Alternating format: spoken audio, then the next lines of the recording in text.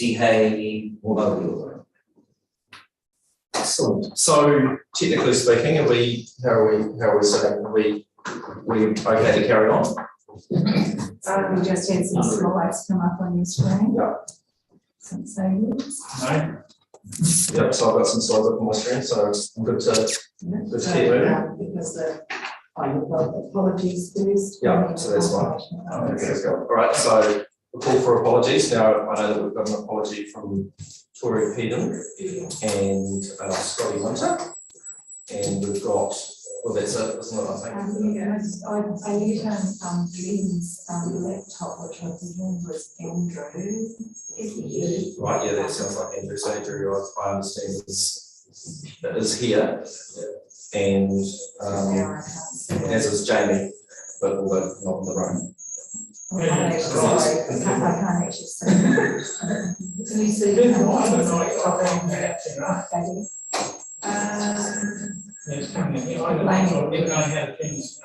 really now. Okay. I want to make sure that they're there before we. Yeah. Yeah, that's all right. Oh, here he is. Cool. So we've got Andrew, and we have Jamie. Yes, Jamie. Yes. Excellent. Yep, I'm here, guys. Tori and Scotty. And good morning. I have a move that the apologies be accepted. Okay, good to be with you. That's very good to move. Second, please, Nigel. All those in favour? Against? Just carried. Declarations of interest. For it says, you know, like you can raise these as they come up. So if it's not obvious now, I might hear that. So happy to accept those as they go. Now we'll move on to the confirmation of previous minutes. So hopefully everyone's had a read of those and checked through them with fine tooth comb. I know you're always very into the detail there. So if we don't have any changes, can we have a move that the minutes be accepted? That's Ruben to move. Seconded, please. Nigel seconded. Further discussions? All those in favour of accept the minutes? Did we get? Aye. Yeah, and against? That's carried. Cool. That's confirmed. Public forum. So we've got some public forums today. First up is Kerry first up? Yep. Okay, we'll invite Kerry to the table and Fiona. Is it best if we stand over here or? I think just so the No, once. As long as you're going to meet and come back forward in this year. Wherever you're happy. Take a mask off. Mask off. Wherever you're happy.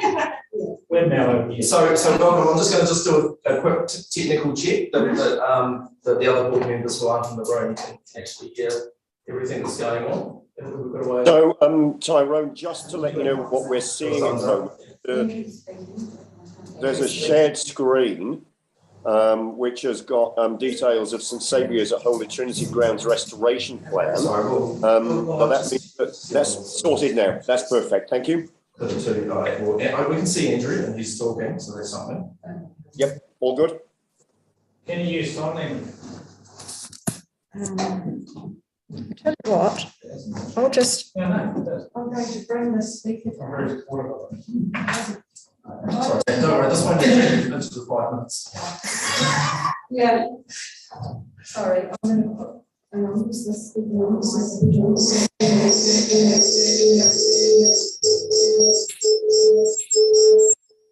Okay. Excellent.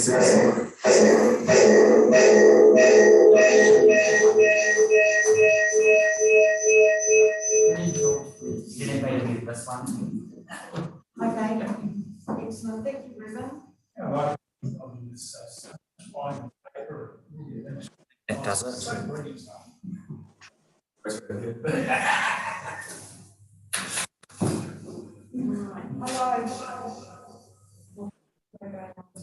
Anybody still got their, those other speakers on?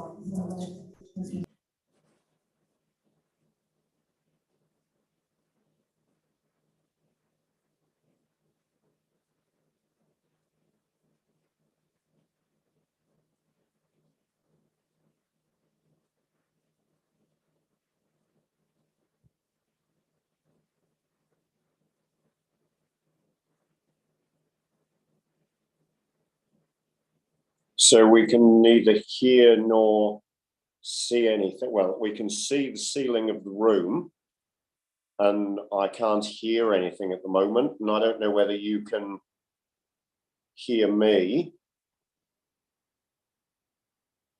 That's good. I still can't hear anything though.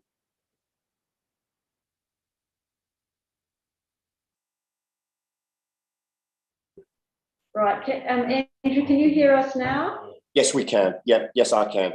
I can hear you. Excellent. Can we? Could you not hear me before? Yes, we could hear you, but you couldn't hear us. Oh, we couldn't, well, no, we couldn't hear you times ago. That seems all good now. I'm back. Can you hear me, guys? Yep, Jamie, we can. Yes, And mate. we've just got the CCC logo as the main screen rather than the room as the main screen at the moment. Is it just the boardroom? So the logo, is there a name with it? No, I'm not sure. no. We've just, all I've got is the boardroom in one of the little tiles, but the main screen has just got a black and white Christchurch City Council logo. So if I do share my screen, it's going to change over. Okay, so Liz is going to share your screen. So now we're back to St Saviour's at Holy Trinity Grounds restoration plan. Lovely. Okay, so I think we're good to reopen. Okay, so we'll reopen the meeting at 10:17. Okay, so sorry about that. Welcome to the board table. Fire away. Well, good morning. My name is Kerry Bowen. I'm the team leader for the Community Parks, Christchurch City Council Community Parks, Peninsula. And so we just wanted to come along this morning to introduce Fiona Waghorn, who's accepted a new role in our team, and that's a Community Partnerships Ranger. So we are based in Devotionals. We've got a small team there who do the mowing and the gardening, and Fiona's new role is more of a community liaison role, where she'll interact and meet with members of the public and the community who have an interest or a concern in a park or reserve, community parks. And yeah, we just wanted to come along to,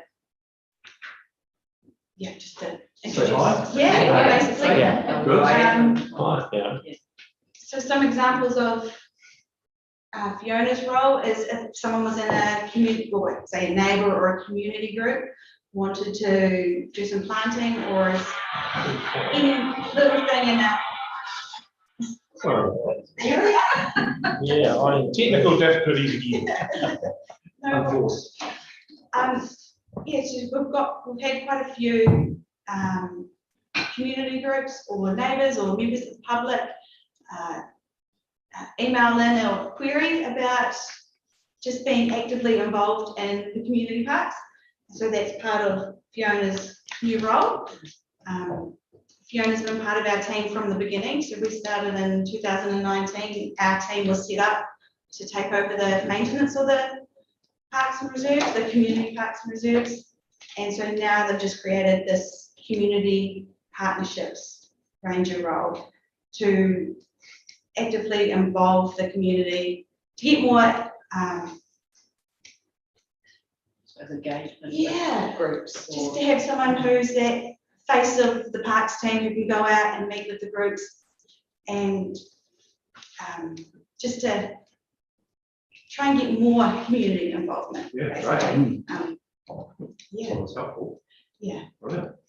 So, We can open up things up for questions if that's all right. Yeah. Brilliant. Nigel. So, this business was taken to, they've been having to do steps in souls in the environment. Yeah. Ongoing, do you think there'll be a matrix with the timing that's all visible for people to see what gets done when? Well, we did find out when those areas are mowed or taken care of, and I did forward it on to Kevin Simcock. And there was still another query which Kerry and I we checked out, we forwarded it on to the maintenance. Well, you do a great job. I guess my next question is, if there's an expectation that there's more stuff that should be on that list, have you got enough manpower to manage it? I guess with the Takamatua situation, he had one concern was a community parks concern. His other concerns were more of a roading maintenance sort of things. So when you passed on the email, I worked with Fiona to go through it, and we just kind of found that information for him and passed on his concerns. I guess Fiona's role is not like an overall community maintenance council land role. She's more of a community parks.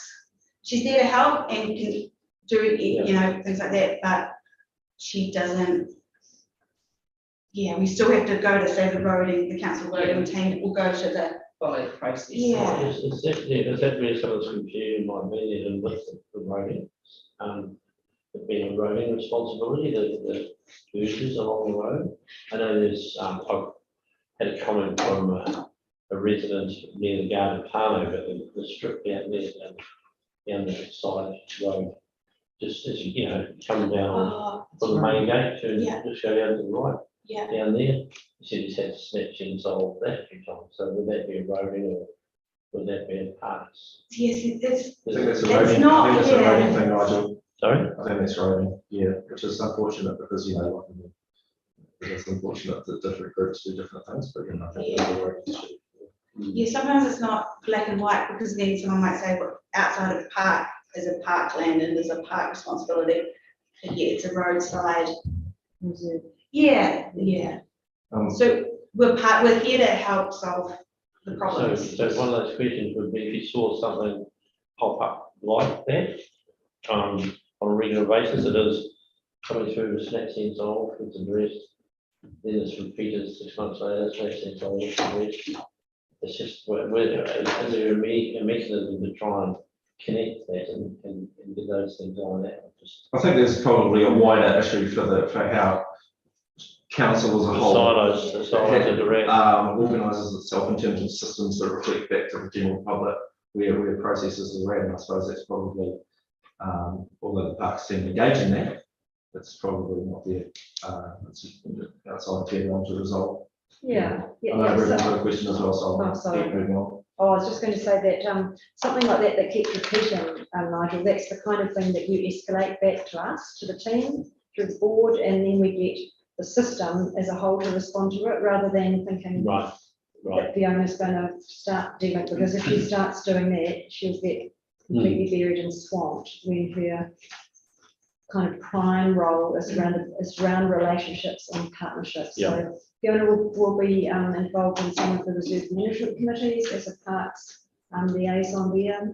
She's linking in with the community development advisors. Some of our advisors have been working with on parks kind of projects. So some of those will, Fiona will be able to take on, or at least liaise, and have that closer parks, relationship coming in there. So it's a really wonderful role to have developed in the parks team. We're looking forward.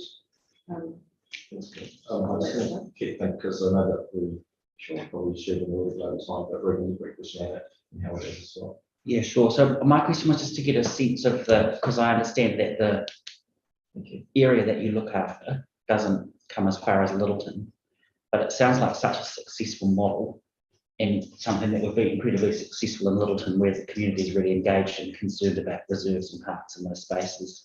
So just the first question is where is the boundary for your current zone?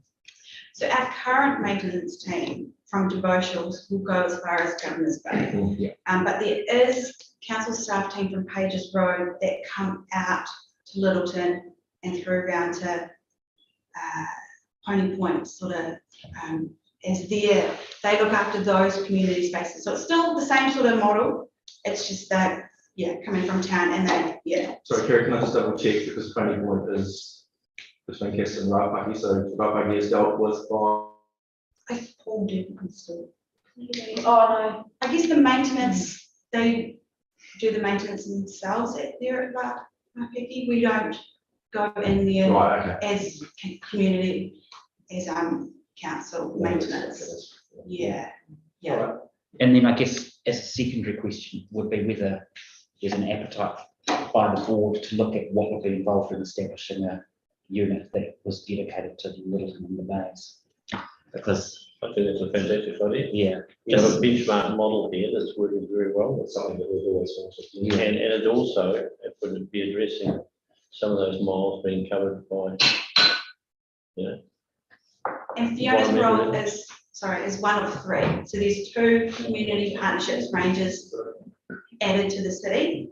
And so she's based with us in negotiations. Yeah. Thank you. Any more questions for me? no, but is that something I might raise as an action in the members exchange later in the meeting to look at? I think it'd be great Steps we could take. Howard? Well, he's done my question, so I'm going to solve the answer.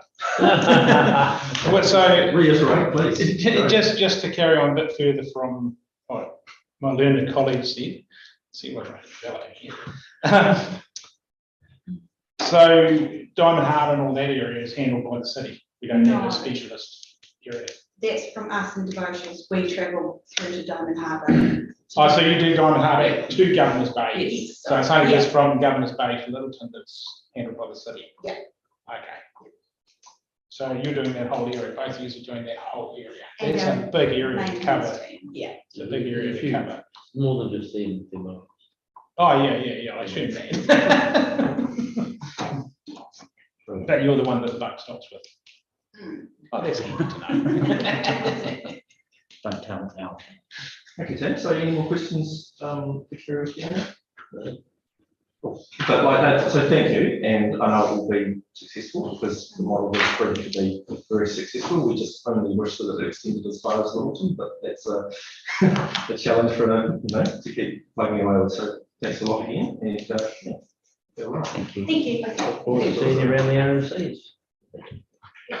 Cheers. Cool. I take it that John's coming to the public forum as well. Let's welcome Reverend John McLister to the table. Kia ora, John. Good to see you. Good morning, everybody. So first of all, I'd just like to thank the chair and the community board for the opportunity to come and talk to you today. I'm wearing 2 hats, so we'll be slightly over my 5 minutes because they're 2 kind of separate issues.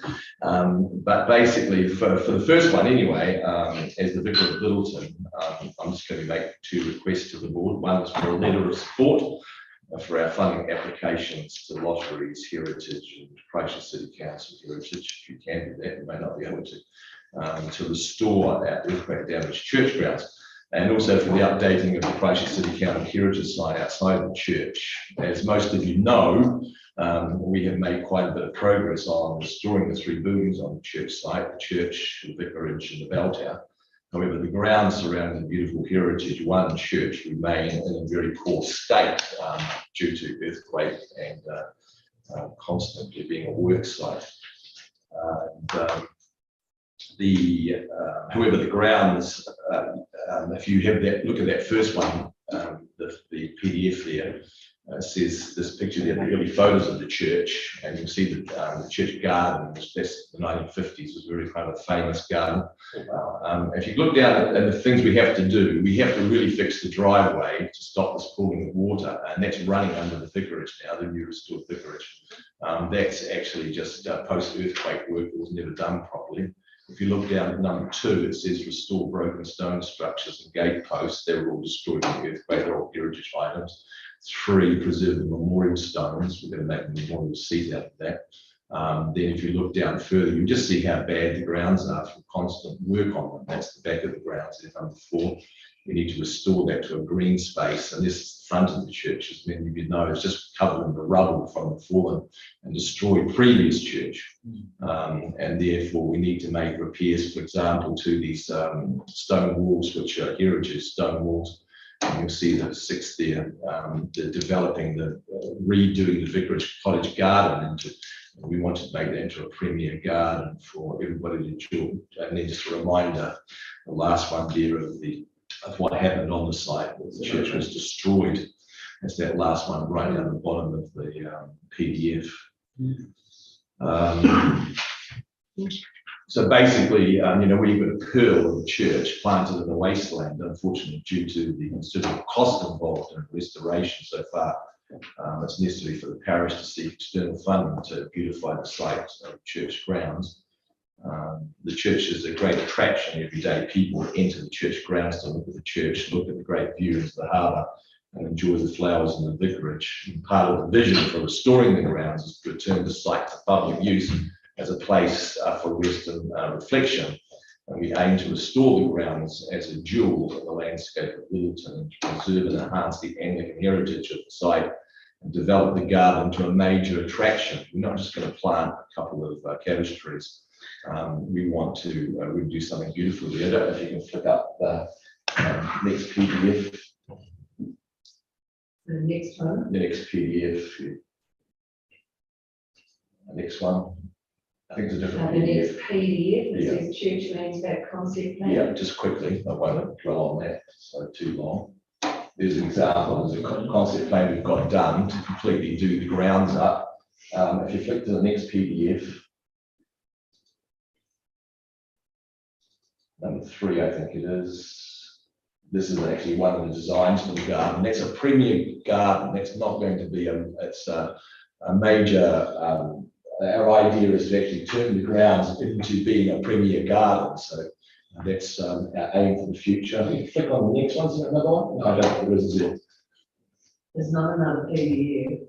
There's another. So that's that. Anyway, so basically, what we'd like from the community board is when we do make these applications for letters of support. So that's the first thing. Also, if you go onto that next photo, I think it's a photo. That's the next. Yeah, just says church, I think. Photo. I can't load, don't worry. There's the sign outside.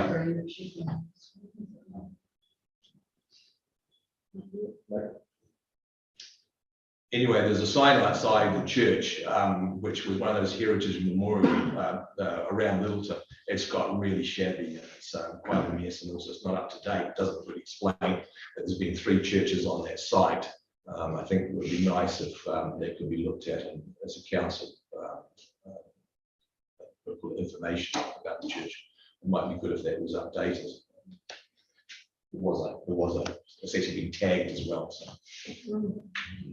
Okay. So that's that. That's that with that hat on. So if there's any questions or any. Do we have any questions for John around the church? No, it's got support. Yeah. I think it's just a wonderful project, John. I know you've worked really, really hard on it. So yeah. Whatever. We can't make a resolution. No, but we don't need, we have a process for letters of support, so we can just do that. Okay. You just approve them via email. So That's fine. has that process been triggered? Yep, it has. Little support's been asked for. You can just say you agree. I think there's general consensus around the table that we agree with the letter of support for John's, for the church's project. Definitely. The only other thought I had here and talk about the sign is whether there's the potential to have Te Waka as the Littleton Museum partner on that, because without a building or current exhibits, their ability to talk about the existing and living history of Littleton will be could be a good use of their resource and church resource to put something up. Sure, because almost every day someone will stop that sign and look at it, and like I say, it's out of date, it's tagged, and it's shabby. So nice if it was up there. Especially with cruise boats coming. Yeah, you propose for a interpretation then to bring that to the museum trust's attention. Yeah, I can just link you up with And sure. Just one point on the cruise ships. One of the ideas is that I'm telling you now, and I've said it many times to the board, there's a potential for just buses to arrive and take tourists out of town. And that's quite highly likely. But if you have something like this, this will attract tourists into the town. And previously, actually, the church ran, they ran teas on the grounds for the tourists that used to come up with the buses and stop them and come into those grounds. And so we want to be able to attract them. And that's good for us because then there'll be donations towards the upkeep of the church. And we've got a heritage fund building that requires $20,000 a year to upkeep. So that's part of what we're trying to do. Jim Craigan's gone all round. Yeah, Devonshire Tees it was, they did. Yeah, Devonshire Tees on the ground. Okay, so- very good. So I don't think there are any more questions. So, Yeah, so now that we've got Another hand, so this is another forum, yeah, so. Welcome, John. Thank you. Yeah. You've got 5 minutes. Yeah, come on in, everybody. With another hat on, this is the Seafarers Chaplain. I thought I'd update the board on what the Seafarers Centre has been doing to care for seafarers in Littleton over the COVID pandemic. Basically, they were locked on the ships and they can't get off for the period of their contract. There's no shore leave, except there is a small window for shore leave in Littleton, and we have been looking after the guys that have been able to come off. I've got a short video if you want to play it. Is it possibly? I just don't know that that's going to be. If it doesn't work,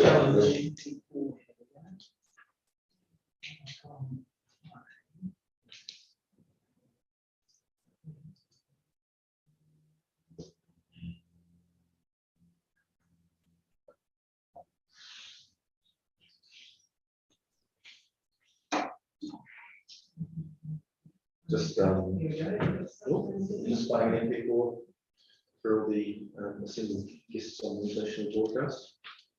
It's not actually sharing on the user. It's not, no. if it doesn't, I can just give you a quick. If you keep talking, John, and we'll try and get it done. Yeah.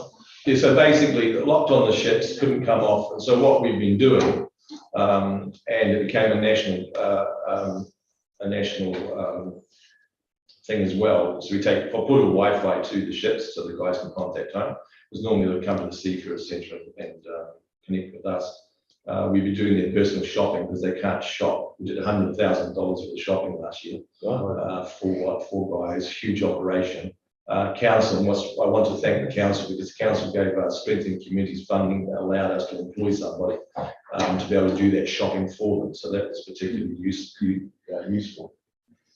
So that's me just coming to say to the council, thank you very much. And I can tell you, seafarers will tell you that in the pandemic, worldwide, New Zealand has been the best country to come to, and Littleton's been the best port. Right. And that really is something that we're very, very proud of. Thank you for the council's help.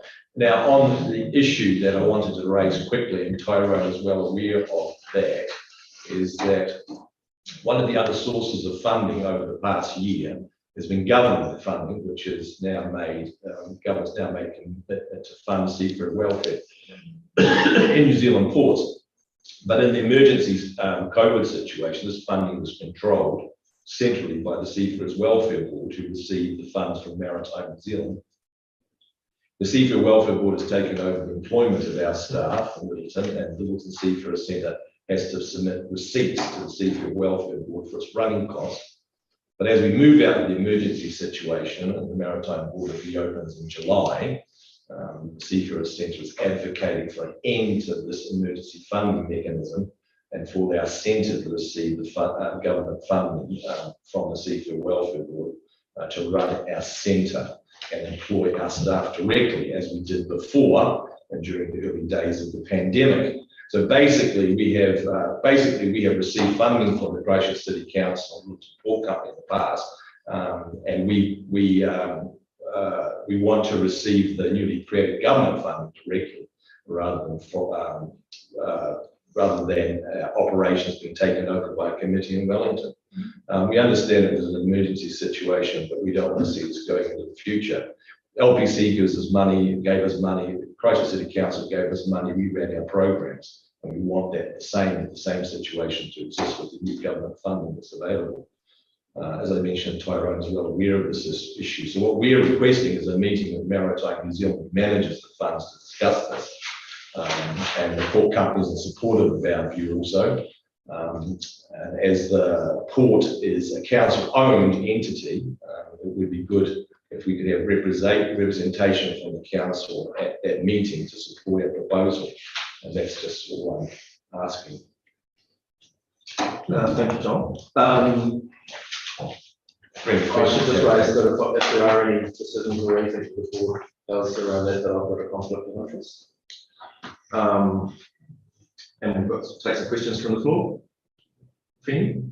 I don't really understand what John. I think it's, we should be supporting any communication like that. It's a community voice. We're the community voice. Any further questions for John? I just have a comment really, which is just how heartening it is to hear that New Zealand was the best country and Littleton was the best port, which I think is really, really good to hear. I have that horizon too to prove it's not to be saying. Yeah. No, But this that's- is critically encouraging. Like, Yeah. it just was, you know, I mean, that's why the board have, you know, have provided some funding in the past and, you know, for the service that has been given, and to hear things like that, it's just really amazing. Cool, all right, well, if there are no further questions. Wait, can I just clarify what John actually wants from here today? For the seafarers, one is that when we do have the meeting with Maritime New Zealand, that the council can be represented. I mean, Andrew's not here, so hopefully I would have liked Andrew to be at that meeting. He's on. He's on the call. No, I'm right here, and I've been listening with very keen interest. Yeah, just like I said, it won't be a short meeting, it'll be a Zoom we'll for about 30 minutes, and essentially we'll be putting our case to Maritime New Zealand for the funding to come. We're happy for it to come through the Seafood Welfare Board, but we don't think a committee of the Seafood Welfare Board should be running the welfare in Littleton. It's just bizarre. It's fine for an emergency situation, but not going on in the future. And as I said, the council owns the port. LPC are thoroughly supportive of our view. The Littleton Seafarers Centre, myself as the chaplain, and mums as well. So almost everybody in Littleton is in agreement that for the future funding has to come to us to allow us to run our programs. So if, I don't know, I'm asking if Andrew could be there just for 30 minutes, it'll be at some stage in the future. Yeah, I mean, if there's a meeting that it would be helpful, John, for me to attend, if I'm available or if that can be organised, I would be very happy to attend in support of obviously this funding and the work that you're doing. Do you want to send me something outside of this meeting to let me know exactly when that meeting is? And I'll try and make it happen if you want me there. Yeah, sure. I mean, it's not, it'll be, you know, a few weeks away or a month away or something like that. Yeah, no, if I'm available or if I can make myself available, I'll do everything I possibly can to be there. Yeah, thank you much. I appreciate it. That's all right. Very happy to help. Excellent. Okay, thank you. Well, hopefully you've got what you're seeking, John. Yeah, well, if you want to send my wee video to me, whatever, if you can. Oh, no, I've been playing it. Oh, you watched it? Yeah. Oh, so you played, was it? Oh, yeah. Yeah. Enjoying it. Excellent. Okay, thanks so much, John. Brilliant. Okay, so that's public forum done and dusted, I think. Yes. Thanks, Kathy. So now we're on to deputations by appointment, which I understand there are none. Cool. And so then on to item 6, presentation of petitions. Oh, sorry. Can I say one last thing? Sorry, Andrew, if you can. No, sorry, not- I'll allow it, John. Yeah, you're allowed. Good on you. Andrew, sorry, I meant to say thank you very much for all you've done. You've been a wonderful councillor. I'm sorry to see you go, but I'm also happy we've got 2 wonderful candidates coming to the community board. And it'll be a hard decision about who to vote for. That's well, political forum, John. Sorry. Indeed. Thank you, John, for your kind words. There's 4 months of creating more legacy to go before I finish yet. But yeah, it's been a pleasure working with you, both on the board and the other work that you do in our community. And I'm sure some of that will continue long after I leave the council and the community board. Thank you. Cheers. Bye-bye. Thank you. Good words, John. So moving on to item 6, presentation of petitions. None? So that takes us through to item 7, Reserve Management Committee meeting minutes. So we'll get a bit of a read of those. So unless anybody has any questions or queries about those minutes, I'll take a move that the minutes be accepted. Yep. Nigel moved that. Seconder, please. Awesome. Ruben seconded. Any further discussion? No? All those in favour? All those in favour? Aye. Against? It's carried. You've got to say aye. That's the. But you, that's the trick. if you know, for it, you know. Big hard out. We should have done aye warm-ups before the meeting just to Yeah. get everybody in Right, okay, so we'll move on to item 8. So we've got a DRF report, so I'll just, sorry, just on the agenda. So I would say that Philip is presumably online. So we'll invite Philippa to speak. Kia ora, Philippa. Kia ora koutou. Yes, there are 2 applications in front of you today. The Naval, the Littleton Sea Scouts, and the Project Littleton one that is umbrella for Project Matariki, which is a new event, hopefully annual, for the next 5 years. I'll take it that you have read the applications. Are there any questions? First of all, for the Littleton Sea Scouts. Can you tell if, presumably Jamie and Andrew are those last questions as well? Yes, Yeah. available. So you'll let me know if they have questions. Thank you. Right, so I can see them. I can see them. So no questions on the Sea Scouts? Okay, and what about Project Matariki? That's awesome. Any questions there? No. No? Two extremely worthy projects, I think. So there's probably nothing else to add. I think the work's been done. The report's pretty plain. So we've got a recommendation of $4,000 to the Littleton Sea Scouts, which is a wonderful community organisation, and $2,000 for this new initiative, Project Matariki, which, as I understand, is an initiative that's come from the Hapua Rapaki and this is a Project Littleton. So we've got the office recommendation that we approve both grants. So can we have a mover that we accept the report and approve the grants? We've got a mover of Ruben, seconder Nigel. Excellent. If there's any further discussion, no, all those in favour? Aye. Against? That's carried. Good. Good. I'm really delighted. Yeah. Those things moving forward. Thanks, everybody. That's great. We'll let the people know. Brilliant. Thank you. Okay, moving on to item 9. Katie, are you going to? Oh no. Yeah. You're going to give us a spiel on this, or yeah, if there's anything to? Yeah. Yeah. So this is just a pretty straightforward, excuse me, report, which is essentially needed for the board to withdraw the steadfast report that it's left to lie on the table back in its 11 October meeting. So essentially what happens is staff has had ongoing conversations with some of the stakeholders in place. So the report is getting updated such that it actually is going to merit or require a new report to encompass all of that new information. So this report just allows you to withdraw that existing report that's been left to lie on the table.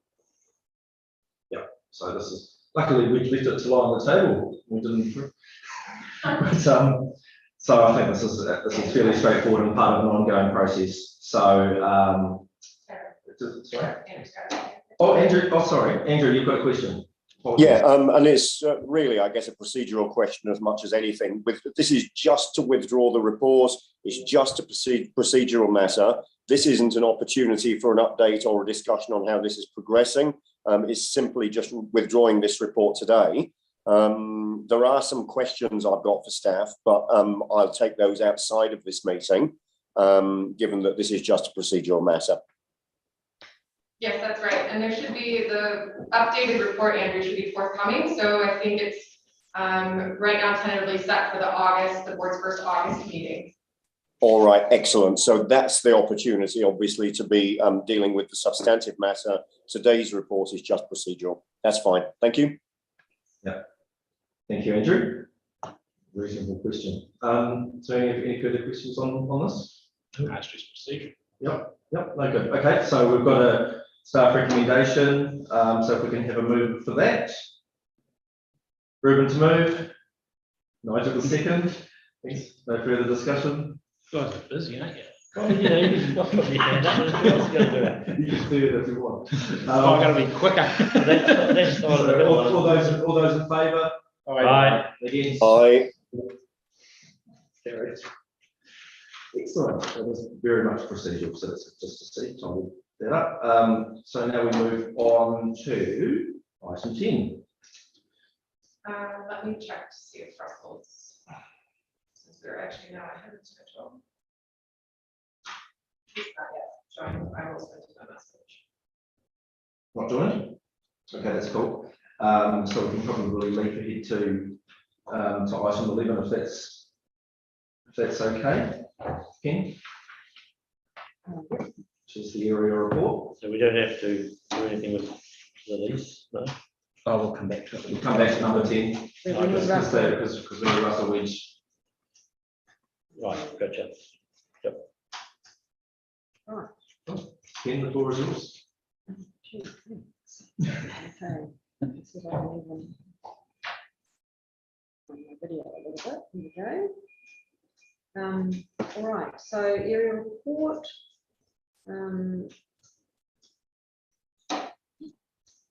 Interesting. Are there any questions? Are there any particular comments you want to make?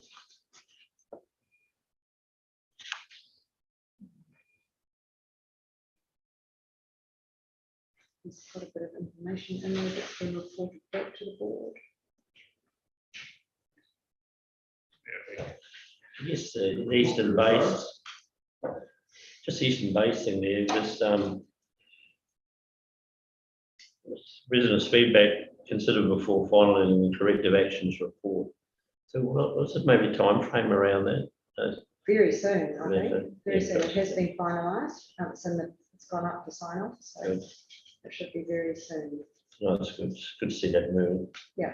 Just on 3.4.3, which is the board requests under members exchange, there's still the, and I can never recall the name of it, but which I must learn, the reserve that's part council with a boundary that's then dock above, and just whether there's been any progress.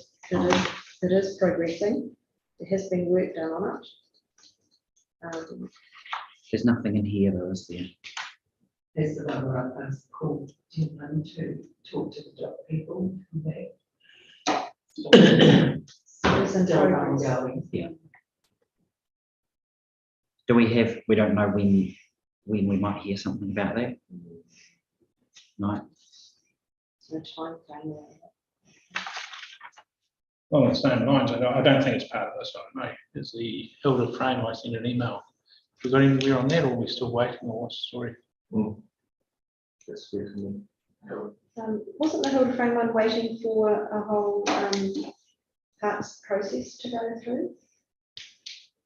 Seems a bit disappointing to the little kids, they come to us We're here, waiting for feedback. year later, from nothing. Mountain Peaky, and I believe they had their feedback, but where is that now? Okay. Very nice if we could get that just finalised before the term's out. Well, I think the kids did a little effort and, you know, they've been, Did they do a lot of effort? well, they've been a bit disappointed that, oh, we did this effort and nothing's happened. Yeah, You know, it's a long time in a kid's life. well, it's a long time in an adult's life. Yeah, imagine what it's like in a kid's. Thanks for raising that, Howard. Any other comments, team? Just on the, can I raise one, just on the bullet point in 3.4.3 regarding Harry Stromick and the berthage for the tug. There is an action out of there, isn't there? I'm just not sure what the action is according to the report. Yeah, that's a good question. So the board provided a letter of support. Yeah, is that what it was? Right. I thought the action was that Tyrone, you were speaking to. Yeah, well, I talked to, you, yeah. you at LPC. Yeah. So, I mean, is there, so he had some feedback, it was you. Yeah. But, we kind of need to sort of weld all those things together, I guess. Yeah, I mean, he had some views. So, No. But, it would be good if we could sort of feed that back. What's the mechanism to feed that back to Harry? Okay. Oh, okay, right, because we did that report there as a committee. Yeah. Right, okay. Sorry, that's probably my bad, dropping the ball there. Anything else, team? Just looking online. And looks happy, looks happy. Good. All right. So unless there's anything further to add, how are we doing with Russell? He's joined, Russell's joined. Okay, so we can probably accept the area report, very thorough. Thanks, Pen. It's good to see. It's quite interesting to see things feed back to us like we go, oh, actually, Yeah, I remember that. things going on. Yeah, good. So if we can have a move that we received the report, Nigel move, we have a seconder. And Howard seconding this. What are we doing? The area report. I'm happy to second. Just seconding that report. Unless there's any further discussion on the report? No, shake of the heads. All those in favour? Aye. And against? That's carried. Thank you so much for that. Okay, we're going to take a step back to item 10 regarding the Red House at Takapulneki. So obviously the Red House is on the reserve there and has recently been purchased by the city. Russell, are you with us? Can we hear you? Can't hear you right now. We can't hear you. Have you got your volume turned? You can't hear Russell, it's just I'll try Russell. No, we're on. We should be able to hear him. Yeah, can you hear me? Go. No, we can. Can Can you hear me now? Yep. Good. Thanks, Russell. Carry on. Okay, thank you for the opportunity. There's a couple of things I'd like to talk about with the report. One is with regarding the recommendations as to why we are recommending to deal unilaterally with this person instead of going out to the public, since there is an accommodation shortage in Akaroa. And the second thing I'd like to talk about is the recommendation number 3A, which is about the public consultation process, which leads on to section 4 in the recommendations. Just to add a bit of clarity around that.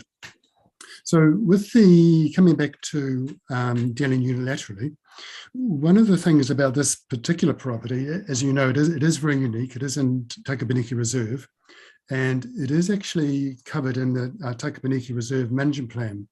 And in the management plan, it talks about that if we were to buy the Red House, then the gardens are to be maintained because there are some quite unique plants in that garden.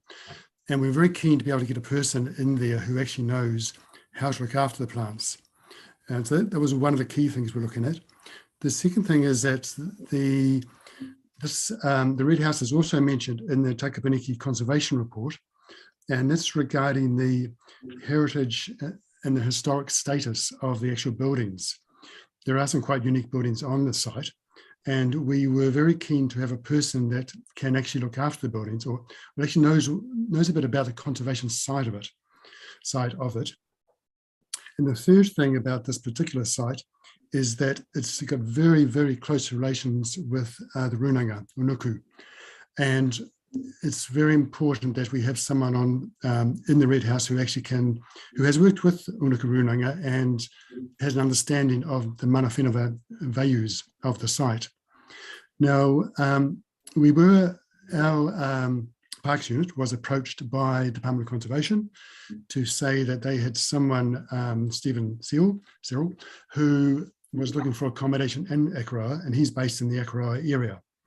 Now, as Stephen's job as Department of Conservation, he does look after the historic sites for DOC on the Peninsula, and he also works with the Runanga. He's actually worked with, not the Runangas, but he has worked with Unuku Runanga, and he does know them.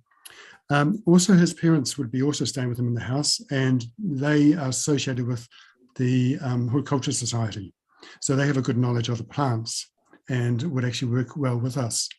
So the other thing about why we're wanting this lease is that the original agreement when we purchased the house was that the current owners could stay there for, we thought up to 2 years.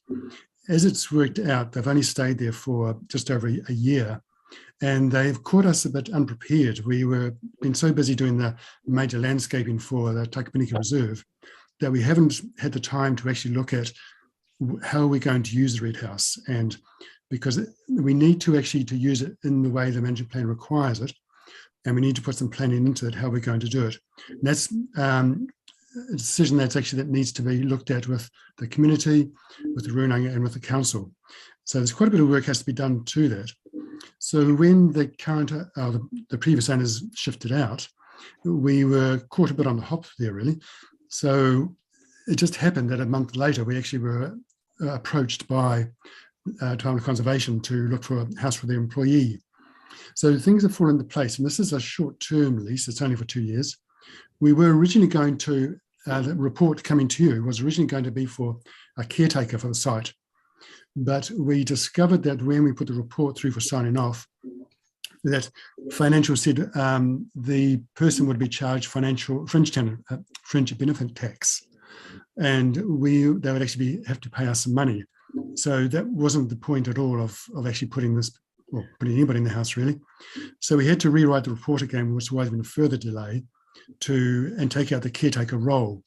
Instead, the lease agreement will ask the person to look after the grounds, the buildings, and work with Runanga as we develop the site. So this is why we believe there is grounds to deal unilaterally, and this has been through our lawyers, our solicitors, and why we want to deal unilaterally with this particular tenant, and why we don't want to go out for the public. There could be someone in the public who actually has all got these 3 attributes we're after, but there would also be a possibility that they may not, and it's very hard when you go through the interview stage to work out who has got the skills and who hasn't. And it would also mean we're probably got another 2 months to go through our processes of advertising and selecting a potential tenant, and then go through the leasing process as well, which has to be advertised. So bearing all that in mind, and with winter coming on, and we didn't want to leave the house vacant any longer, as it is actually very cold, and it was a wooden house, of course. So we were very worried about not having any heating in it, and also prone to vandalism. So we've the report's taken longer to come to the board than anticipated, but we did have a few legal and financial issues we had to work around to achieve that. Now the second, the third condition, which is, recommendation report, which talks about authorised staff to carry out public consultation in accordance with section 119 and 120 of the Reserves Act. Now, I apologise for not including these definition of these sections in the report, or as appendix. I should have actually done it. Sorry about that. Basically, section 119 of the Reserves Act, because this is a reserve, requires us for a lease to publicly notify the lease for 1 month. So we have to do that. There's no ifs and buts, has to be done.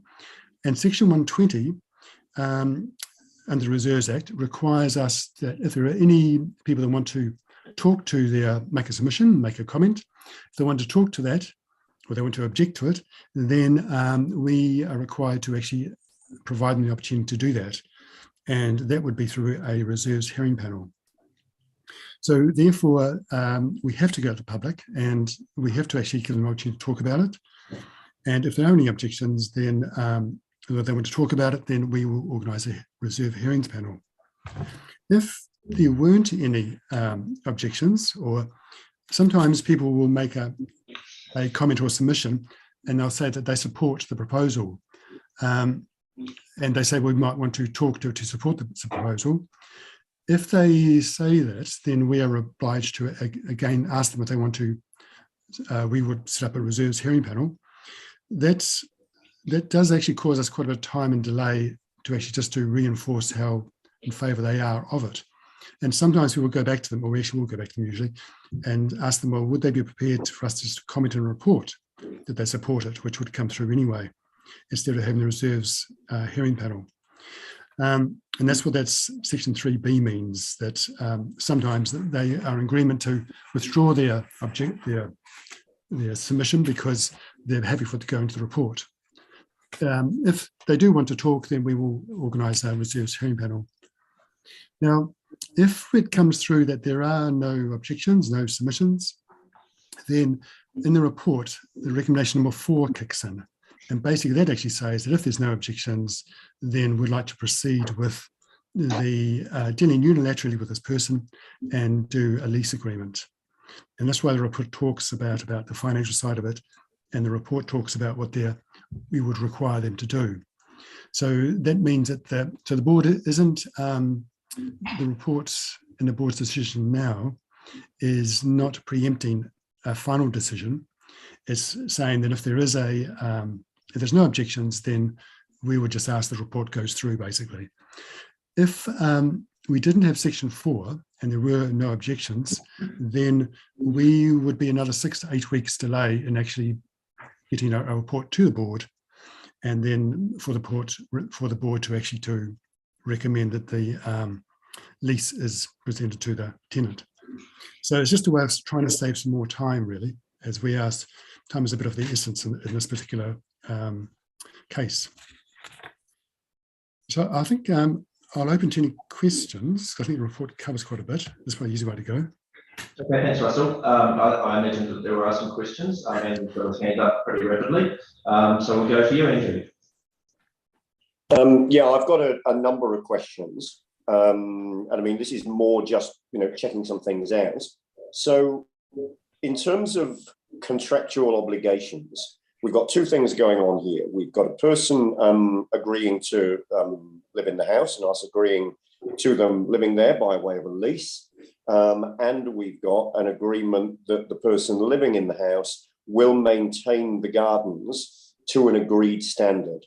So the obligations regarding the gardens upkeep, they are intended to be contained within the lease, or should there be a separate contract for the grounds maintenance? I'm really just questioning whether it's the correct use of a lease from a legal viewpoint to essentially engage a contractor for the gardens who also lives in the house, whether how legally enforceable that might be as a lease term versus a contract for provision of service to maintain the gardens. That's my first question, and I've got a couple more.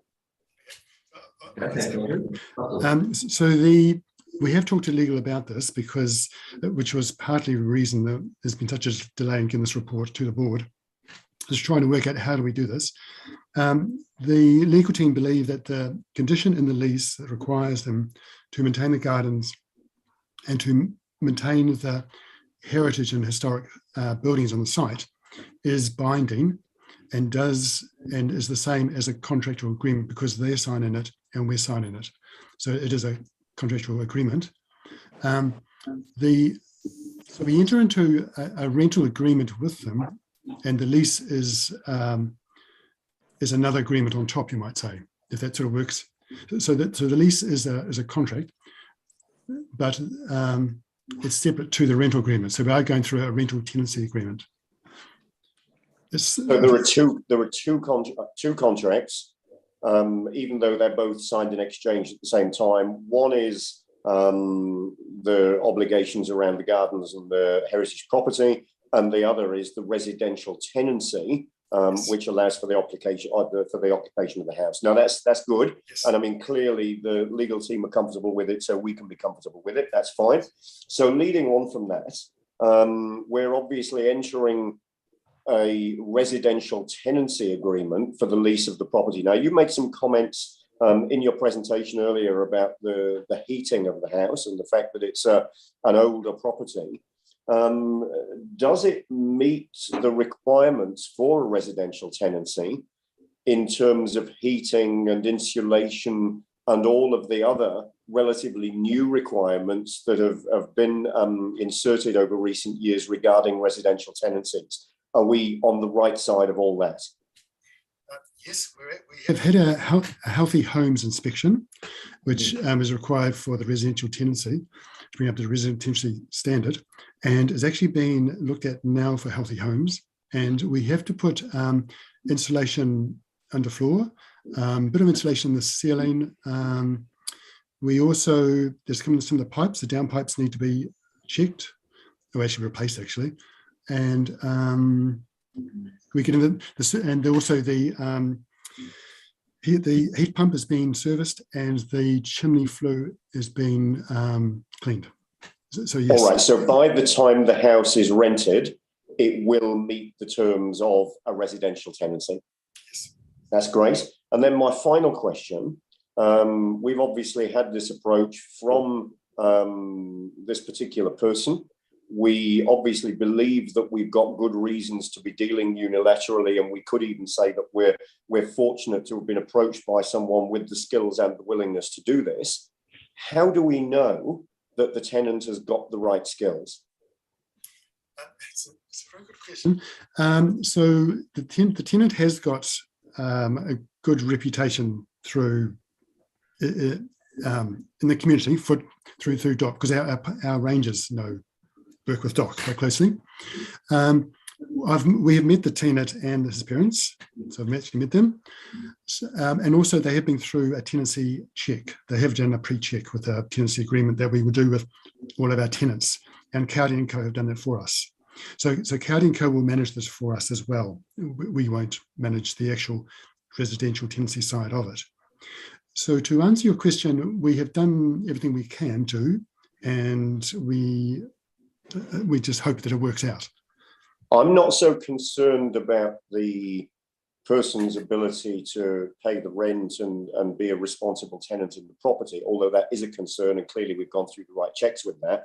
My question was more aimed at, we're saying here we've got a person with particular skills in terms of maintaining the garden to the required standard. How do we know that the person has got those particular skills? Right, sorry, I understand now.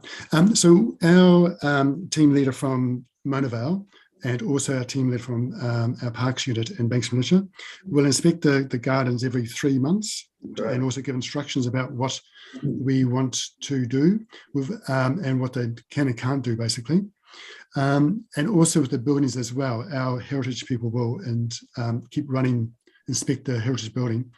We have also said we plan to say in the lease agreement that we have the rights to actually go onto the property and do inspections ourselves, and also that we may want to even use the grounds for a formal occasion with unuku if that should arise. So we think we've got enough balance and checks in there to make sure that our skilled staff will keep an eye on things, basically. Right. So again, that gives a lot of valuable information, but doesn't answer the question directly.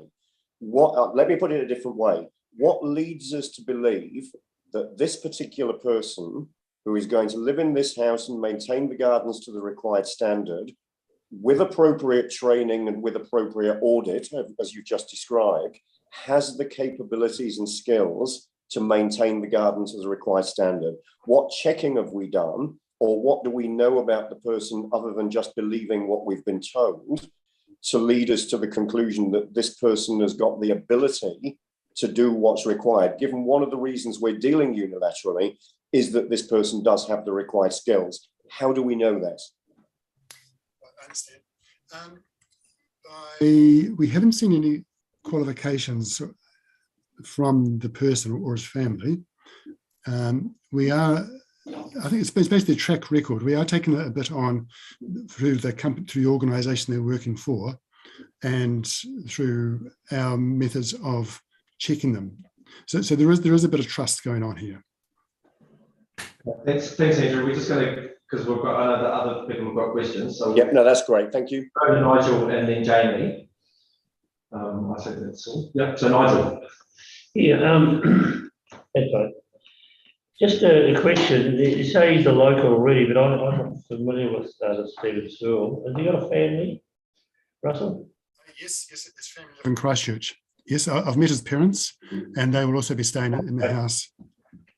Okay, so he's just a single person in the house. Oh well, let's not get into the. I mean, we know that the parents are, that's part of the lease. Oh, no, that's okay. I just thought he was already. Details. I was Mr. Chair, I was asking that question because I wanted to know if he was in accommodation in Akaroa or the area because of the lack of accommodation issue. Yeah, no, that's cool. So carry on and ask that question. Okay, well, so he's not currently in accommodation here, Russell, around the area, or? As far as I know, he travels from Christchurch every day Oh, okay. Right. because he works over the whole peninsula. No, that's fine, new resident, okay. Now, this question about status and protection, you mentioned working with the community. Can you just expand on that a little bit of how that might happen? With the management plan, what we have said in the management plan is the building is to be used for education, interpretation, for Takapaniki. And so what we want to do is to actually look at what are we going to actually use the building, how are we going to use the building really? Are we going to run workshops in there or courses in there that relate to Takapaniki? And it would be good to actually get, for example, the Akaroa Civic Trust. We want to get involved them, get their opinion on how they see we should be using the building. Because the building is a council building and it is for the community, but relating to Takapaniki. So we need to do some research and work with the community on that. Yeah, thank you. I guess that might how that might work. I'm pleased you've been to Civic Trust. Yeah, that's great. Thank you for that, Russell. That's all for me. Thanks, Nigel. Good questions. Jamie. Yeah, thanks, guys. G'day, Russell. This obviously clearly could be a very sensitive topic for reasons that you've already discussed around the accommodation. I guess my question, when I read through this, and you may have precedents for this, but I guess my eye was drawn to the weekly rental. The nominal rental, I think, off the top of my head when I read through, was somewhere around sort of 390 to 600, and we've settled on 300 a week. I guess I look at that and say, if a chap's going to go in there with his family, obviously we're subsidising the rent to quite a considerable degree, it would appear, for the gardening. Most people that would rent a house would do the gardening anyway, as part of the deal. So I guess my question is, how did we get to the $300 a week rental, which is that's probably half what the general rental would be for a property in Akaroa? Yes. So when we originally looked at it, as I mentioned earlier, as a caretaker, we were looking at the rental being part of the deal of the caretaker and the property. And we were looking at doing 10 hours a week in the garden.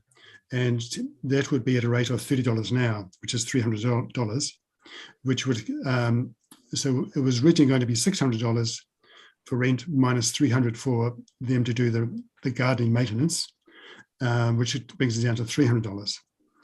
Now, because of as I mentioned, the fringe benefit tax, we had to reword that basically to ensure that they weren't liable for that.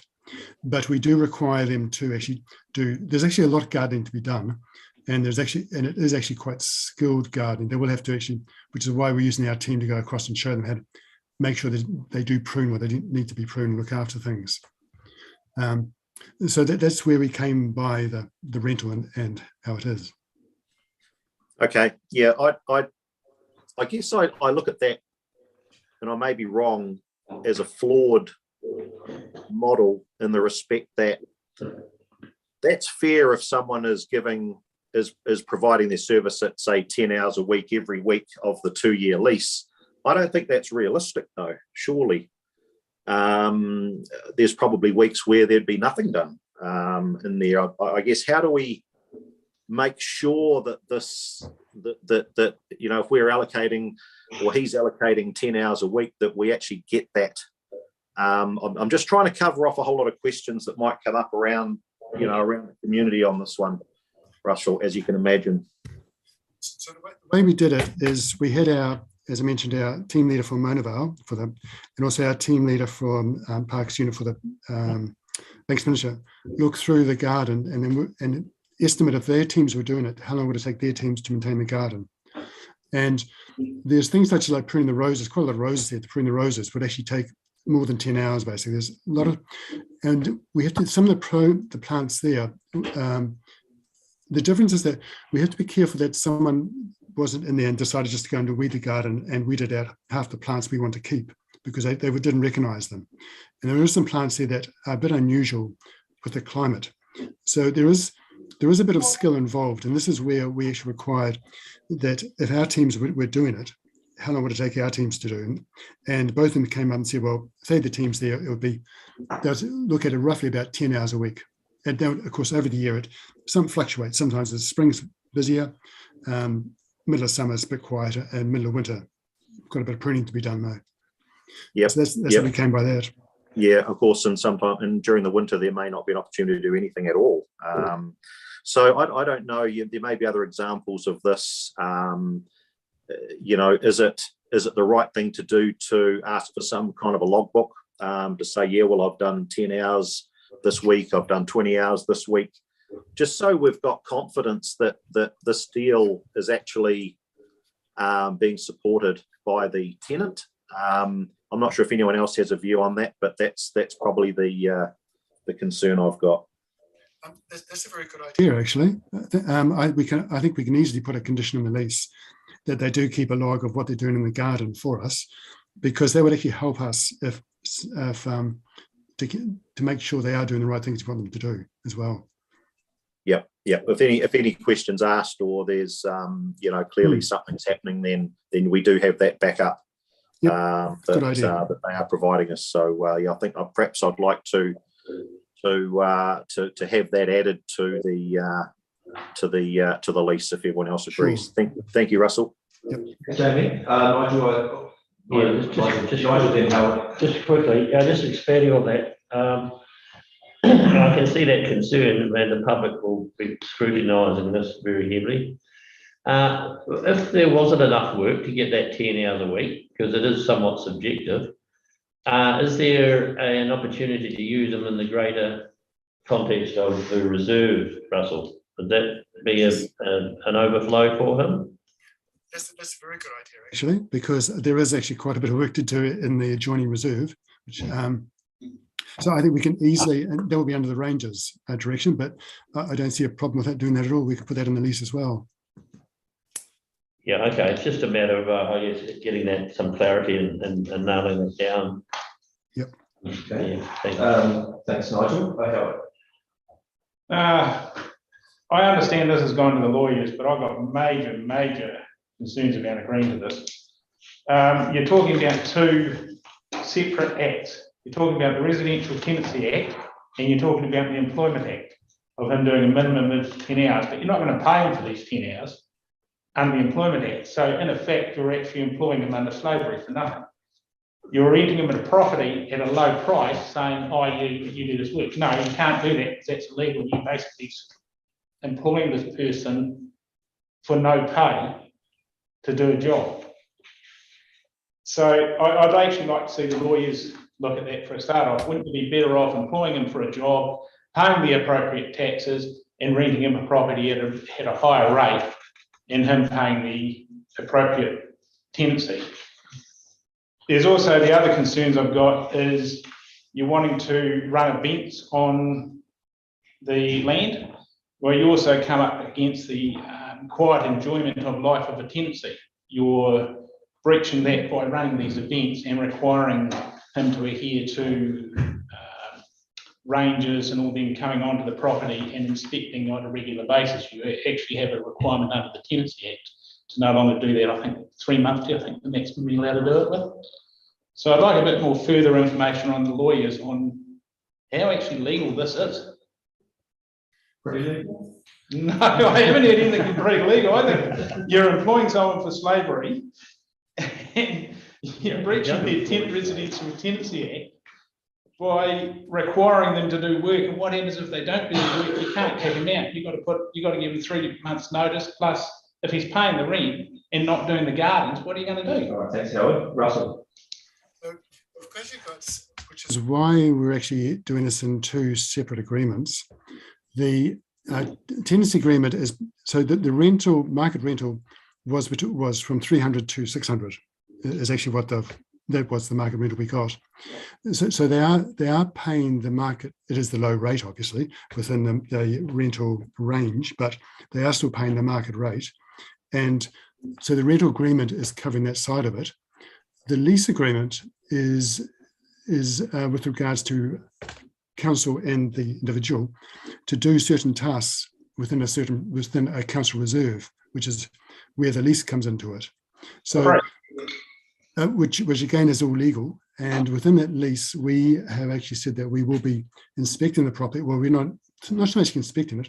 We will be visiting to talk about the ongoing maintenance and care of the garden in particular, as the buildings as well, as part of the lease arrangement, which is why I think we can easily put in the logbook for the lease to cover it. So that there is, by having two separate agreements, looking at, they're under two different acts, we aren't actually in breach of anything, and we are certainly, the legal team have actually been all through this, as has finance, which is why it's taking so long to come to you. This sounds exactly the same as that guy that was running those liquor stores in Littleton, requiring his staff to work a wee bit extra, but they'll only be paid so much. So you're doing exactly the same thing there. Okay, so yeah, let's keep it on. Well, no, I am. I'm concerned. I can't actually support this. So, but can I just remind everybody that we're not actually agreeing for someone to sign up to a lease here. All we're asking for is someone can have that we're authorising council staff to deal unilaterally with a person and come up with an arrangement that's agreeable to all parties, and then there'll be a decision made. It's also a property that's currently not tenanted and unlikely to be tenanted. But then they're also basically saying this is what's going to be done. Oh, sorry. The board would be agreeing to. Yeah, that's what. Oh, sorry. With this lease. Oh, yeah. So I'd like to see this go back to the lawyers and actually get a full. Sorry, I misread that. So the board would, so essentially, and keep me honest, Russell, but the board would be agreeing to move forward with the lease. It would approve the lease. And in that instance, it would then go through the consultation process. And should there be no objections raised in that consultation process? Then it comes to back for a decision. No. No. In that process. So there's no objections. Right, okay, sorry. Thanks, no, I understand that. Yeah, no, that's cool. That's cool. So there is a process for objections.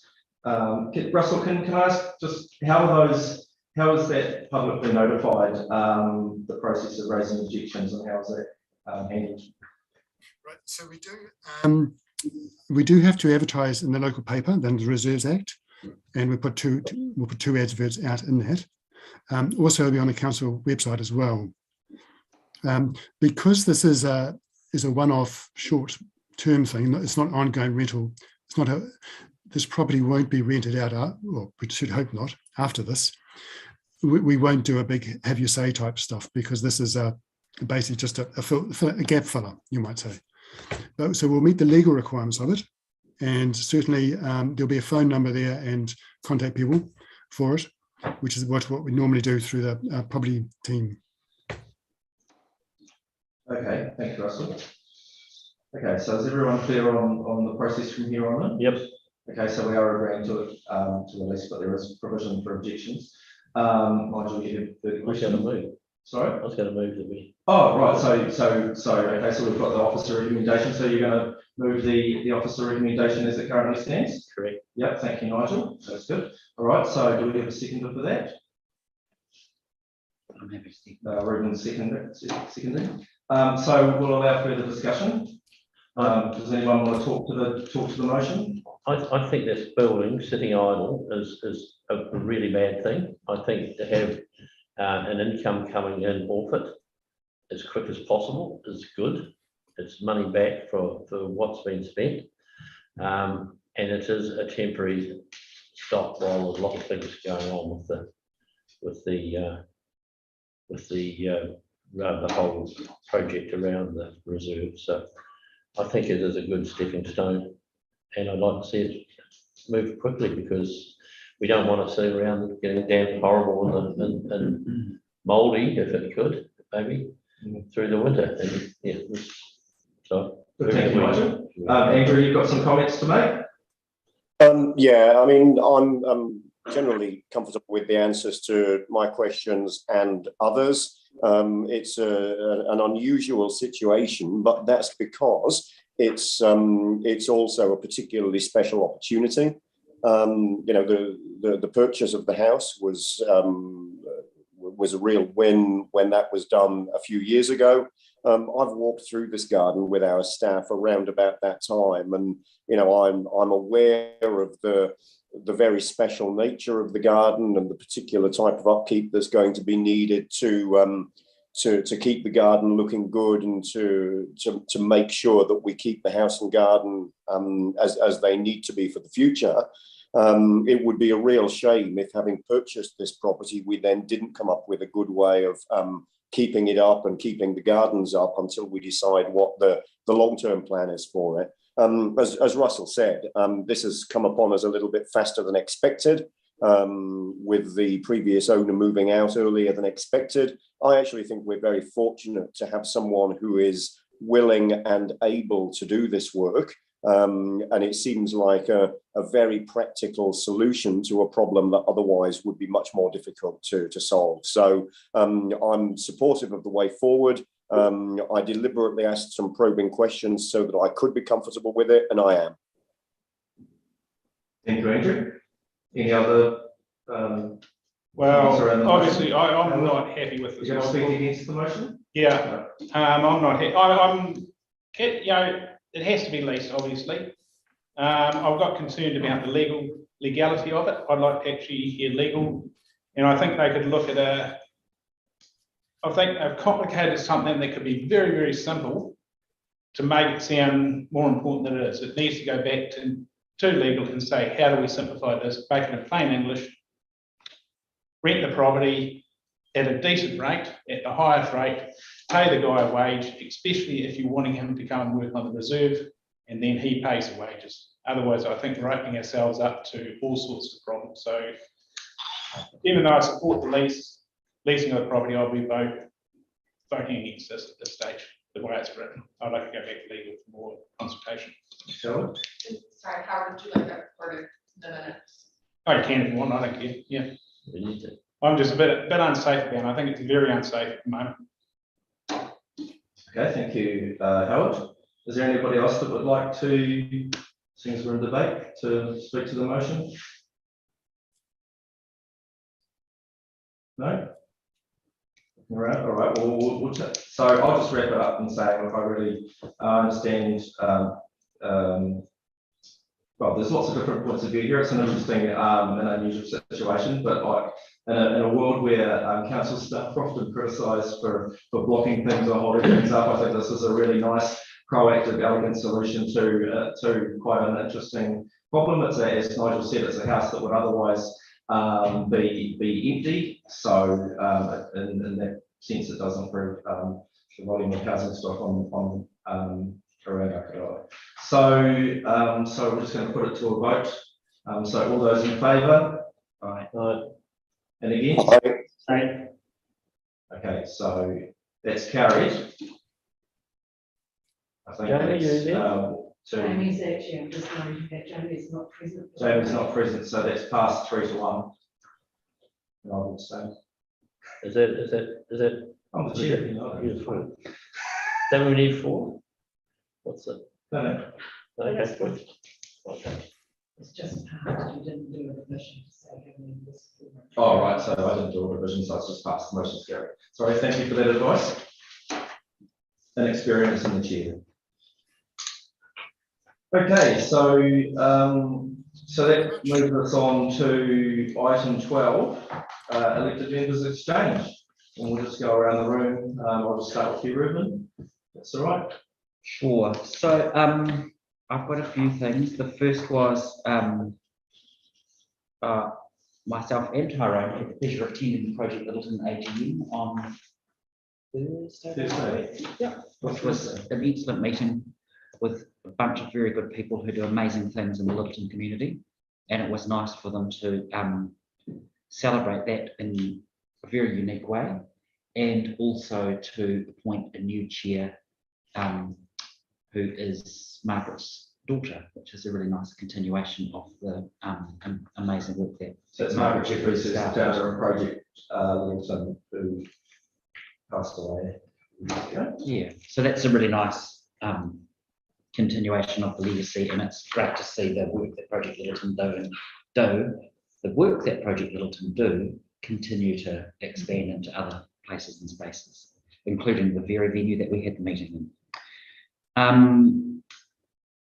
The other one, or one of the other ones, is I wondered, there seems to be a continuation of the spate of thefts vehicles happening at Naval Point, and they're happening really quickly. So people who are literally parking their cars and going for a 30 to 45-minute walk are coming back to find their window smashed and their stuff taken.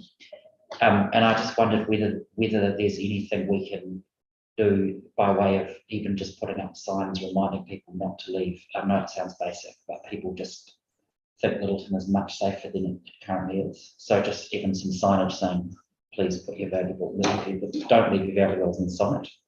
And just that there is a problem down there with those kind of crimes. Is that something we can do at a council level, or is that something that we talk to the local police about doing? Does anybody know?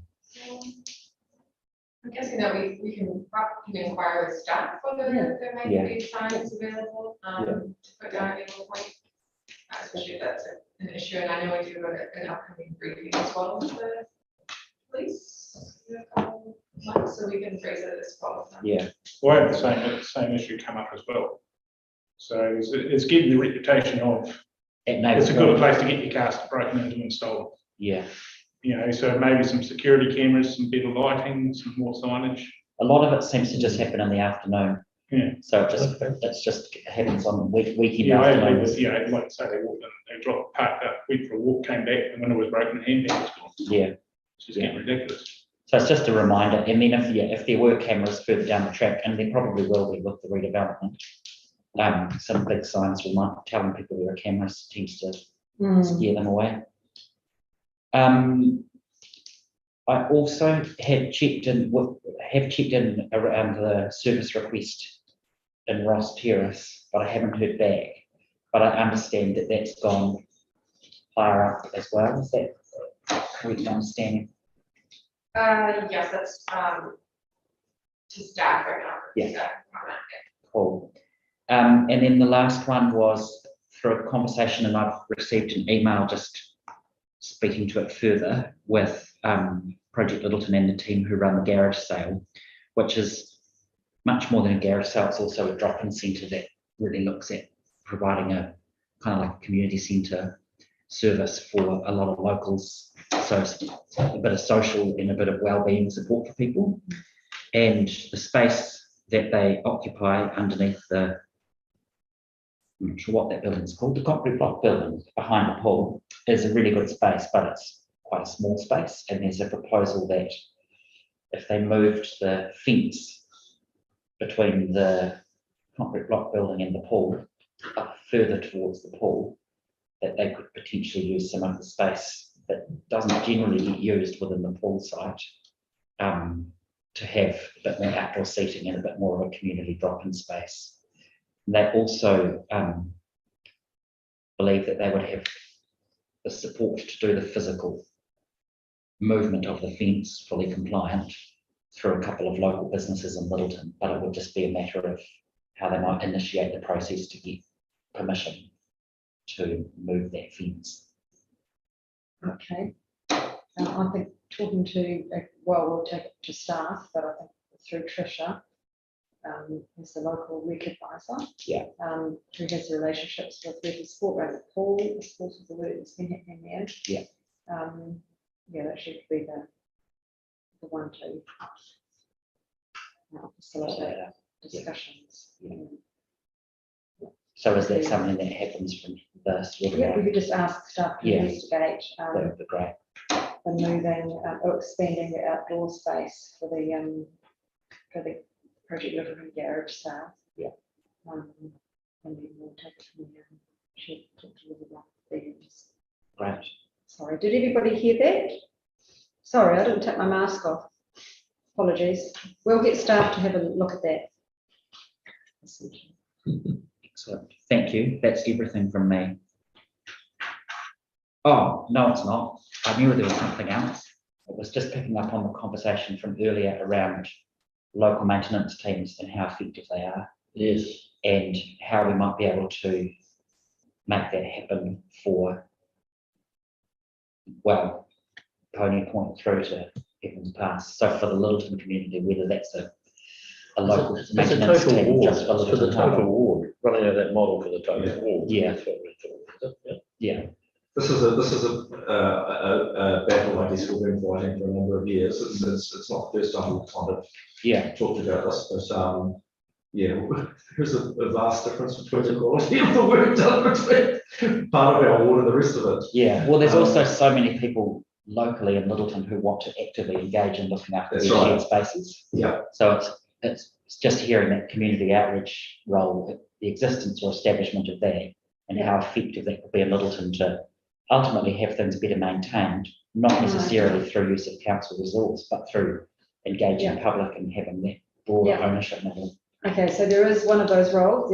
There are two other community partnership rangers across the city, as well as that one for the Peninsula around Governor's Bay. So there is, that model already exists. Yeah. And the maintenance itself also isn't contracted. That is done by an in-house team. So we essentially have the same model for that part of the Peninsula, but it's just done by a different in-house team. And clearly the community partnership ranger would appreciate. I hadn't realised, I thought Fiona did right round. So what that means is we'll loop in with the other partnership ranger who covers the Littleton part. We'll get some discussions, conversations going on there and see about our capacity for engaging with some of the local organisations. How about that? That sounds great. Great. There's, I mean, Reverend, I don't know what words in your mouth, but like the roadside reserves in Littleton have always been a bit sketchy as well. haven't they? Yeah. But that's outside of the scope of that team as well, so,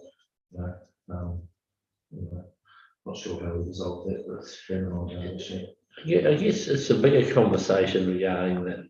I guess I see city care, sort of, if they drive over here, it's totally anti-environmental, time wasting and doing the job, doing work over here. When this thing should, maybe is it the biggest discussion to have a look at that parks model running right through those issues, those tasks that are performed by city care at a distance particularly. You know, it just seems there's a lot of city care vehicles going backwards and forwards. And you know, the U College, you know, they come over once a month and mow the grass and go again, and is that all they do? So I guess it's just a question around the real, I guess, efficiency of that and the costs of that.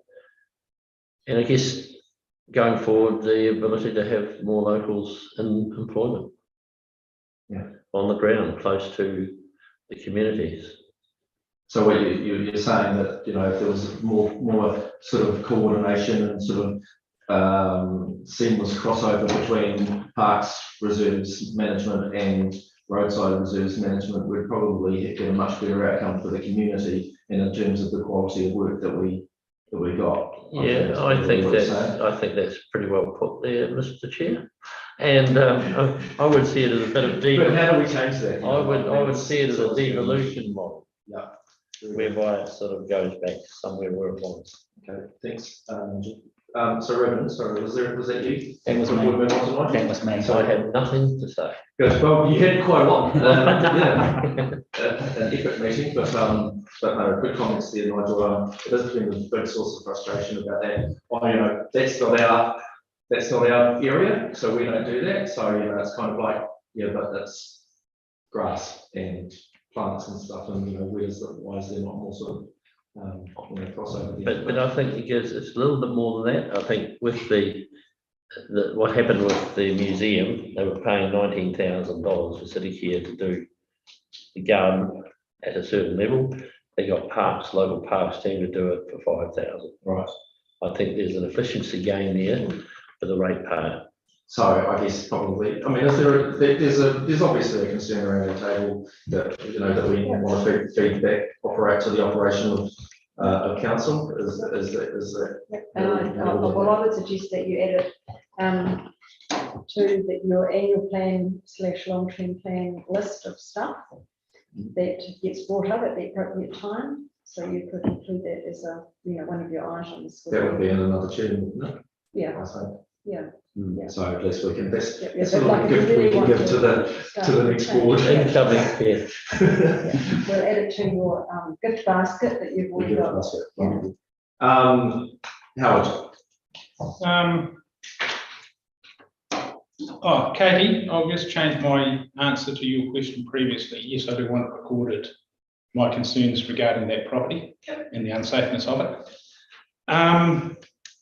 Unfortunately, most things have been stolen or won't be achieved anything, because the main concern was Naval Point and the usual of the roads, the deterioration of the roads around the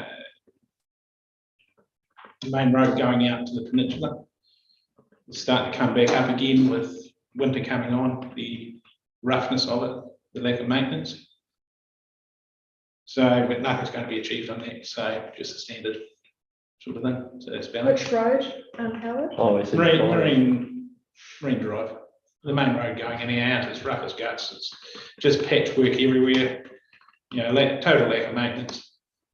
And again, no footpaths, trying to walk on, you know, down the road, you've got to go on unsafe areas. So again, the same thing I thought I'd pass on.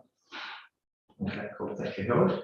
Well, have we heard anything from regarding around the east bend between Anderson Bay Road and Bradford yet, that someone's going to investigate that? Have you heard anything, or we still haven't heard anything? Obviously not. Not that Some I'm aware of. multi-layered.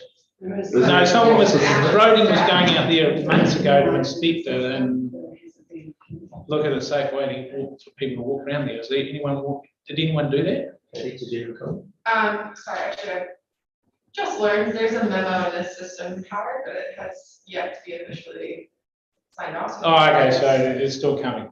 More information. So another 8 months or so. I know, I'm cynical. Thank you very much. We'll let you know. Thank you, Howard. So we'll move on. Jamie, do you have something to share? Yeah, two items, guys.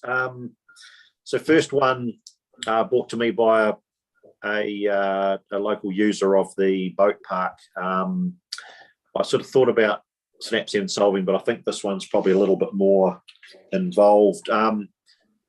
A very good call, I must say.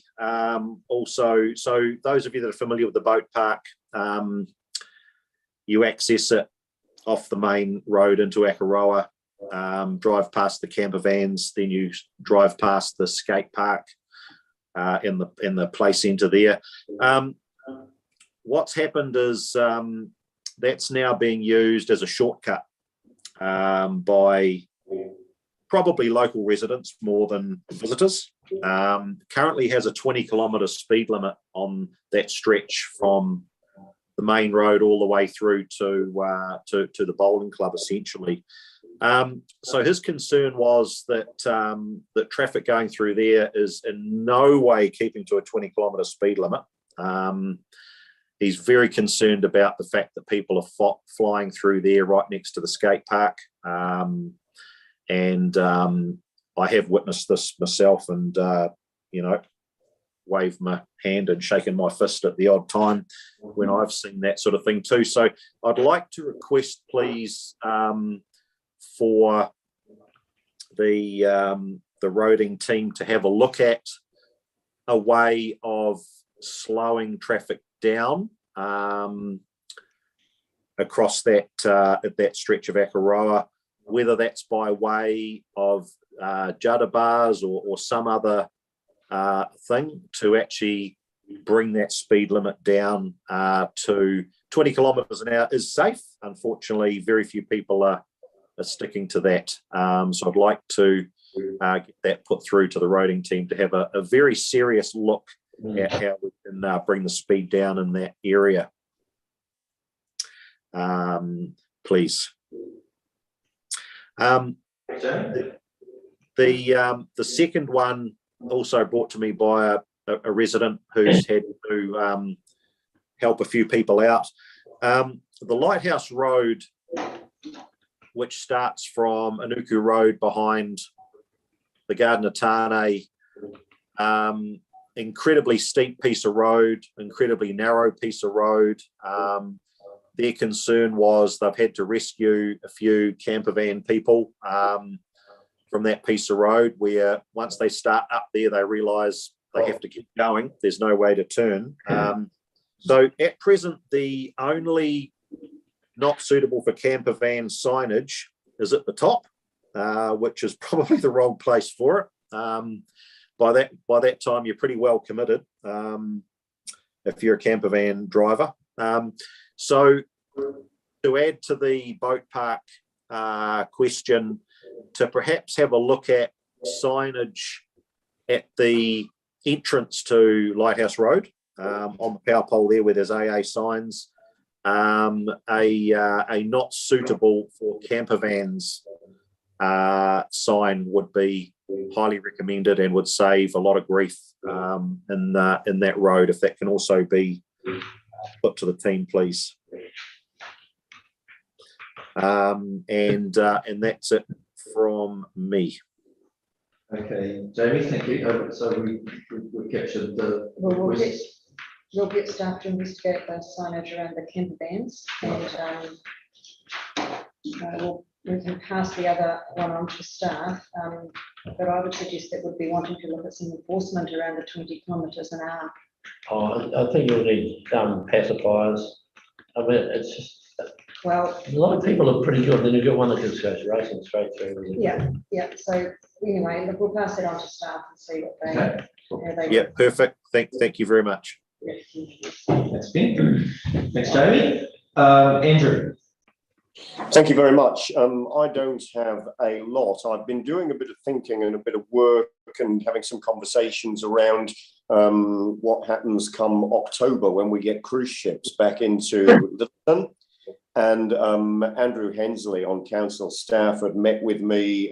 He is doing some work, and there'll be a report. In fact, will come to the board in due course around passengers who get off the ship, in particular that are not booked on tours, that they're booked on board the ship, how they get into Littleton, how we keep some of them in Littleton so there's a bit of economic uplift for the businesses, and also how we deal with the transfer of passengers from the ship and onto tours that they've booked independently themselves, or people that just want to catch the public bus into Christchurch, catch the number 28 into Christchurch, or that want to just wander around Littleton, go up to the Time Ball, wander around London Street and so on. So that's involved conversations about a shuttle service off the ship and doing a loop around Littleton, dropping off at the Littleton Information Centre. It's involved the conversation about parking requirements, associated parking and stopping restrictions, and the role of the information centre in providing a good quality of welcome for those independent travellers that come off the cruise ship without tours booked. So certainly there's a bit of interest in the way that the cruise ambassador function worked in Akaroa, and learning something from that.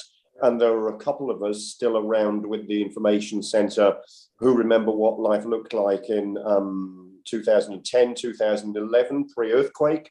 And just remembering how we used to do things in those days as well. So yeah, there'll be a report coming to the board around some of the traffic and parking considerations, but there's quite a bit of conversation and quite a bit of work going on involving council staff, Littleton Information Centre, Christchurch NZ and LPC. So yeah, hopefully the intention is that by the time we get to October and we've got the first of about 80 ships coming into Littleton, we are ready for the passengers and can provide a very good quality welcome. Great, thanks, Andrew. Oh, I just got a question. Can I extend on that a little? I know people get sick of me talking about the buses coming over here, but isn't this part of a bigger conversation as well, Andrew? with the numbers increasing of the smaller boats coming in as well, how they managed in the Akaroa area and on the highways and the parking. Yeah, absolutely. I mean, what I've just described is a very Littleton specific conversation. Yeah. It's about the local effects of the cruise ship passengers in Littleton and the local quality of welcome. And I guess, you know, making sure that the Littleton businesses get some uplift as a result of some passengers spending some time in Littleton, and the crew having the ability to get ashore and spend some of their money in Littleton as well, so that we're providing a benefit to the crew with those local services, but also we're providing an uplift to those businesses with the economic activity. I realise that there is a far bigger conversation, which is the one that you've just described, which is about the broader effects of the cruise passengers coming in. And the other thing I've been very keen to highlight is that the Akaroa concerns are very different to the deliberate quality of welcome that we're talking about for Littleton. So, you know, what I don't want is anybody expecting that because the Akaroa community have had a certain position and certain comments have been made over the last 10 or 11 years, that the view in Littleton would be the same, because actually it may not be, and certainly among a part of Littleton it wouldn't be. But yeah, I mean, there is that other conversation that needs to be had about the expected number of visitors to Akaroa and the number of buses, where they're going to park, how much disruption is going to be caused, whether that's a level of activity that Akaroa would welcome or whether it's too much, and what we can do to manage that. And all of that very quickly spills over into that broader destination management conversation, which is about the roading of the right number of the right type of visitors, which in turn, of course, also extends to which cruise ships are coming to Littleton and which are coming to Akaroa, and what the right number and the right type of ships is to be doing each as well, which goes back to some conversations that we've been having for a long, long time. So the destination management plan is a part of that. The planning for cruise this year is a part of it. But what I just described really was a very Littleton specific conversation that deliberately didn't go any further, really, than the Littleton Town Centre and the port. Yeah, no, thank you. And I agree. I mean, that Littleton conversation was really needed, based on what Andrew said when he did his briefing to us. But yeah, thank you. Indeed, thank you. Cool, thank you, Andrew. So that just leaves me, I think. Everybody else? Cool.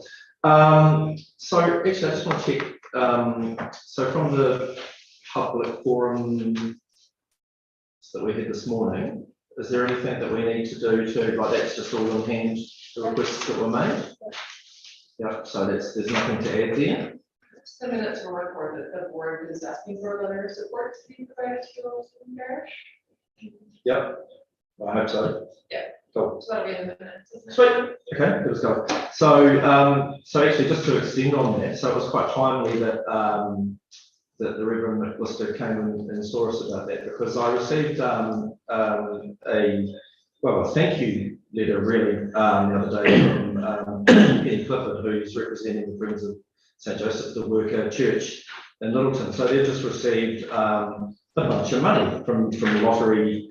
From the lottery award scheme, I suppose, and the Heritage Fund. And she just really wanted to thank the board for the support we gave them. And, you know, we awarded some money as well. And, you know, they've got some really good design plans in place, and that project's going to go ahead. Now, the location of that is directly on the other side of the road from the of Winchester Street, from the Anglican Church there. So I think that there's an opportunity there to really create something special eventually, for a contemplative garden on one side and a memorial and contemplative space on the other. So it could actually be a really nice interdenominational space, if you like, that's really going to enhance Littleton. So that was a really positive thing. So thank you to everyone on board for agreeing to support them, and yeah, it's all going ahead. It's all heartwarming. So yeah, boom. Heartwarming, great. So that's pretty much. Ruben mentioned the other thing that I wanted to bring up, so that's all G. So that's pretty much it. So unless anybody else has anything else to raise, we'll ask Ruben to close the meeting. Yeah, just suddenly thought, Go, go. they're doing a pig cull on the peninsula. I did read in the newspaper. Oh, yes. I thought that's why you had that mug. Yeah. Yeah. How can I get some of this wild pork? I don't know if you'd be wanting to eat it. Why not? I love wild pork. I just don't think it's the highest quality. Well, wild pork, isn't it? Right. TB.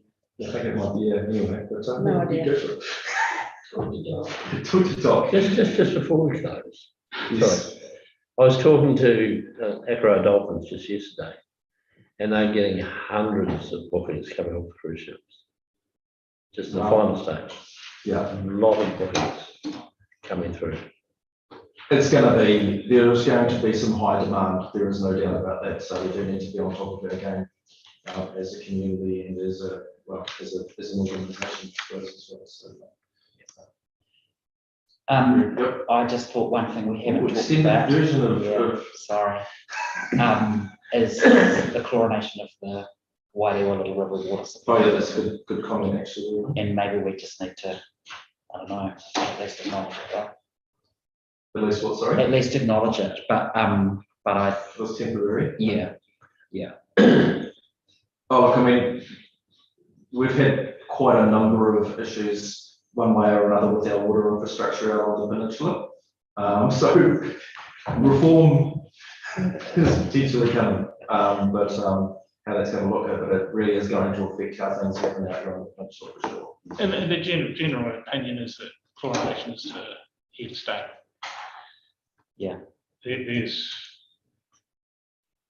the reality with the new government's water safety program, what I gather from the media and all that sort of stuff. So I get my information from the media. Very good. Okay. And so on that note, we'll invite Ruben to close the meeting. Sure. Kia whakaria te tapu, kia wātia ai te ara, kia turu ki whakataha ai, kia turu ki whakataha ai. Haumi e